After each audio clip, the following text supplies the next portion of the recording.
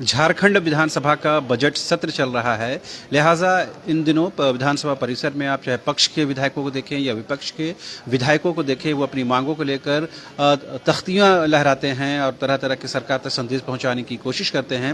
लेकिन इस वक्त हमारे साथ मौजूद हैं पूर्व विधायक शिवपूजन मेहता जी, कुशवाहा शिवपूजन मेहता जी। आखिर क्या मांगे हैं जो पिछले कई घंटों से वो इन्हीं सीढ़ियों पर, विधानसभा की सीढ़ियों पर बैठे हैं, और इनका अज़्म और इरादा ये है कि जब तक इनके नाम पर एफआईआर जो हुआ है उस पर सरकार जस्टिफिकेशन दे। आखिर क्या डिमांड्स है जिसकी वजह से आप पिछले कई घंटों से यहाँ बैठे हैं और कब तक बैठे रहेंगे? देखिए, सबसे पहले तो आपके चैनल के माध्यम से मैं सरकार का ध्यान आकृष्ट कराना चाहूँगा कि सरकार फर्जी तरीके से आजसू पार्टी के हजारों कार्यकर्ताओं पर मुकदमे दर्ज करवा चुकी है, तो इसको अविलंब वापस ले। दूसरा जो जन मुद्दा है वो ये है कि राज्य सरकार का ही घोषणा है कि पिछड़े के आरक्षण को हम बढ़ाएंगे। पिछड़ों को आरक्षण बढ़ाने के लिए पहले कैबिनेट में ही इनको फैसला लेना था, लेकिन कई कैबिनेट हो चुके, लगभग 2.25 साल झारखंड सरकार को पूरा होने जा रहा है। अभी तक पिछड़े के आरक्षण के सवाल पर सरकार का कोई बयान आधिकारिक तौर पर नहीं आया है, न बैठक में निर्णय हुआ है, न कोई प्रस्ताव लाए हैं कि पिछड़े के आरक्षण को बढ़ाएंगे। दूसरा है खातियानी आधारित नियोजन एवं स्थानीय नीति बनाने के लिए, चूँकि मुख्यमंत्री जी का ही ये घोषणा है, केवल हम लोग स्मरण करा रहे हैं।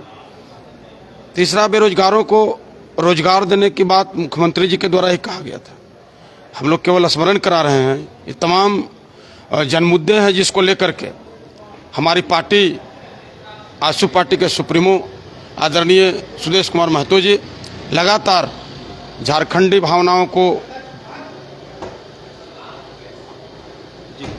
से अवगत कराने के लिए सरकार का ध्यान आकृष्ट करा रहे हैं, और उनके ही नेतृत्व में विधानसभा घेराव का आयोजन किया गया था। लेकिन सरकार डर से पहले ही हमारे कार्यकर्ताओं पर मुकदमे करके डराना चाहे। फिर देखे होंगे आप तमाम जिलों में ब्रैकेटिंग लगा करके हमारे आने वाले जो गाड़ी थी उसको पकड़ करके। मगर ये तो देखिए शिवपूजन जी, ऐसा है कोई भी आंदोलन होता है उसमें जो अनुशासनात्मक कार्रवाई है, कानूनी कार्रवाई है, वो तो होती है। उसी के तहत आप पर भी और आपके लोगों पर एफआईआर हुआ है, तो इसमें ये कहाँ से होता है कि सरकार ने बायस होकर काम किया है? नहीं, ऐसा नहीं होता है कि हम शांतिपूर्ण तरीके से जन मुद्दों को अगर उठाएं और सरकार कुचलने के लिए पुलिसिया दमन मुकदमे दायर करे, ये तो लोकतंत्र के लिए अशुभ संकेत है कि सरकार घबरा करके कि कोई जन मुद्दे को न उठाए, इस वजह से मुकदमे दायर कर रही है। ऐसा कहीं भी लोकतंत्र में नहीं है कि कोई भी व्यक्ति अपने अगर जन मुद्दों को उठाता है, शांतिपूर्ण तरीके से धरना प्रदर्शन करता है, तो उस पर मुकदमे किए जाए। हम लोगों को लग रहा है, नहीं शिवपूजन, लग रहा है जी आज के दिन अगर आप उस क्षेत्र का प्रतिनिधित्व करते तो इस बात को आप सदन के अंदर बेहतर तरीके से उठा पाते और सीढ़ियों पर बैठने की नौबत नहीं आती, क्योंकि आवाज़ अगर अंदर डायरेक्ट जाती तो ज़्यादा सरकार सुन पाती। हमारे जो विधायक हैं वो सदन के अंदर भी आवाज़ को बुलंद कर रहे हैं, और हम सड़क से लेकर के सदन तक लड़ाई को लड़ रहे हैं, ताकि सरकार जो है जन मुद्दे पर गंभीर होकर के झारखंडियों के हित में फैसला ले। और हम लोग तब तक किस लड़ाई को लड़ेंगे जब तक सरकार झारखंडियों के हित में फैसला नहीं लेगी। ये आखिर ये आवरण, नहीं शिवपूजन जी, ये आवरण आखिर क्यों धारण करना पड़ता है नेताओं को, जो आप लोग तो? हाँ, सरकार जब अजूबे तरीके से काम कर रही है तो हम लोगों को भी अनोखे तरीके से प्रस्तुत होना पड़ता है। इसका असर होता है, सरकार तक पहुंचती है आवाज़ इस तरह? सरकार असरहीन हो चुकी है ना, अब असर हो ना हो, लेकिन हम लोगों का दायित्व बनता है कि सरकार का ध्यान आकृष्ट कराएं। तो आप यहाँ कब तक बैठेंगे? मतलब कोई डेडलाइन है कि आप कंटिन्यू बैठे रहेंगे? ये जब तक ये सत्र, आज चूंकि 1 दिवसीय धरना था तो 1 दिवसीय तो पूरा करेंगे जी। सरकार को इस मुद्दे पर सोचना चाहिए, गंभीर होकर के विचार करना चाहिए कि हम लोग कोई अलग से सवाल खड़ा नहीं कर रहे हैं। जो सरकार ने वादा किया है केवल उसको हम लोग स्मरण करा रहे हैं। तो सवाल ये है कि पक्ष हो या विपक्ष के विधायक हो, तमाम लोग इस बात को रेखांकित कर रहे हैं कि 1932 का खतियान हो या लास्ट सर्वे सेटलमेंट हो या फिर रोजगार का विषय हो, तमाम सवाल सरकार की तरफ से और विपक्ष की तरफ से उठाए जा रहे हैं, लेकिन कोई डिसीजन होता हुआ नजर नहीं आता है। तमाम सत्र के दिनों में देखें सरकार की तरफ से ऐसा कोई बयान जारी नहीं होता है जिससे लगे कि आने वाले दिनों में इस तरह की समस्या का समाधान होगा।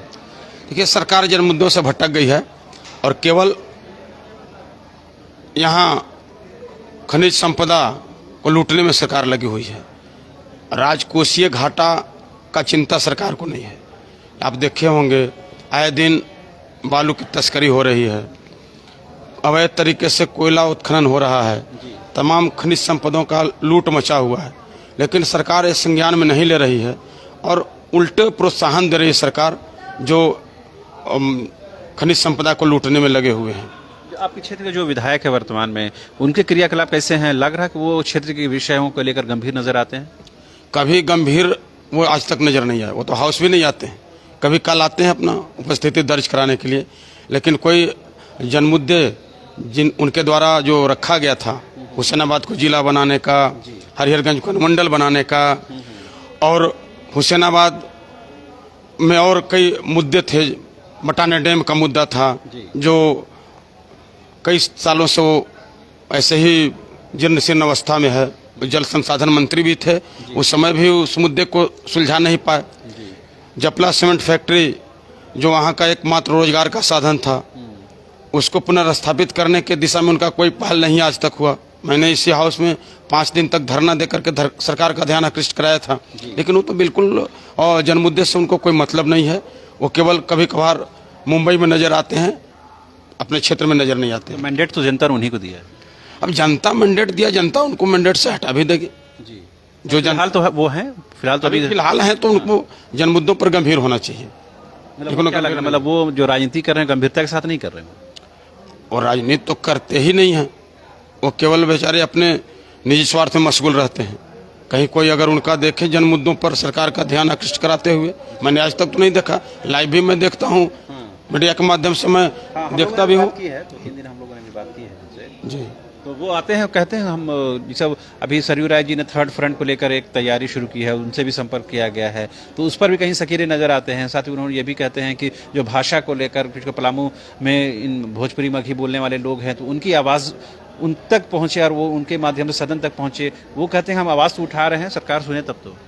अगर क्वेश्चन उठाए हैं तो आप हमको बताएं, प्रोसीडिंग निकाल करके दिखा दें हमको कि हाउस अगर 9 दिन आज होने जा रहा है, इस 9 दिन के दरमियान उनका क्या रोल रहा हाउस में। मैं नहीं समझता हूँ कि उनका कोई जन मुद्दे पर कोई प्रश्न भी आया होगा। अगर आया है तो हमको बताएं ना कि हमने सदन में आवाज़ उठाया है। आप लोगों को क्या मंतव्य है जो भोजपुरी मगही को क्षेत्रीय सूची से हटाया गया 2 जिलों से, खासकर बाकी जिलों में तो अभी भी वर्तमान में है, तो क्या ये सही है सरकार डिसीजन, या भाषा को लेकर क्या कुछ डिसीजन होना चाहिए जिससे एक सर्वमान्य हल निकले? देखिए, सरकार जो है मुद्दे से भटक गई है। सरकार को रोजगार देना चाहिए, सरकार को स्थानीय नियोजन नीति बनाना चाहिए, सरकार को पिछड़ों को आरक्षण बढ़ाना चाहिए। तो ये जन मुद्दों से भटकाने के लिए सरकार अब भाषा में उलझा रही है झारखंडी जनता को, जबकि भाषा कोई इशू नहीं था पहले से भी और आज भी नहीं।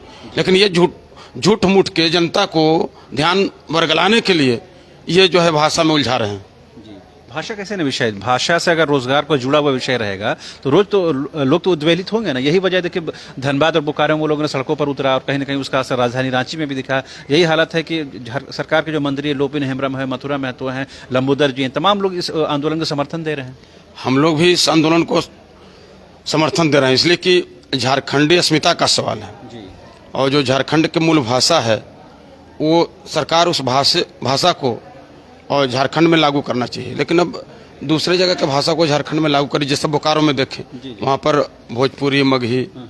अब चूंकि ये बहुत बड़ा साजिश है कि धनबाद में, बोकारो में या तमाम वैसे जिलों में जहाँ पर भोजपुरी मगही नहीं बोला जाता है, वहाँ का मूल भाषा मुंडारी है, झारखंडी है, या वो झारखंड के जो भाषा है खोरठा है, ये तमाम भाषा, तो इसको लागू करना चाहिए। अब थोप दिए भोजपुरी मगही, ये तो गलत है। क्या सर्वमान्य हल क्या हो सकता है इसका? और इस पर सरकार को सर्वदलीय बैठक बुला करके और विचार करना चाहिए। तो आपने सुना, ये थे पूर्व विधायक कुशवाहा सिंह पूजन मेहता जी, जिन्होंने साफ तौर पर कई विषयों पर अपनी राय रखी। साथ ही उन्होंने हुसैनाबाद के वर्तमान में जो एनसीपी के विधायक हैं उन पर भी कटाक्ष किया कि वो क्षेत्र के विकास को लेकर, क्षेत्र के विषयों को लेकर गंभीर नहीं है। वो सदन भी आते हैं तो सदन में बस गाहे बगाही नजर आते हैं। प्रोसीडिंग की बात हो या सवाल पूछने का विषय हो, उसमें कहीं ना कहीं वो गैर हाजिर रहते हैं। लिहाजा क्षेत्र की जनता उनसे निराश है। लेकिन इस बात का इनकार नहीं किया जाता कि क्षेत्र की जनता ने उन्हें मैंडेट दिया है, लिहाजा उनको काम करने की जरूरत है। कैमरा पर्सन प्रसन्न हृदय के साथ रांची से न्यूज बाइस्कोप के लिए शाहनवाज।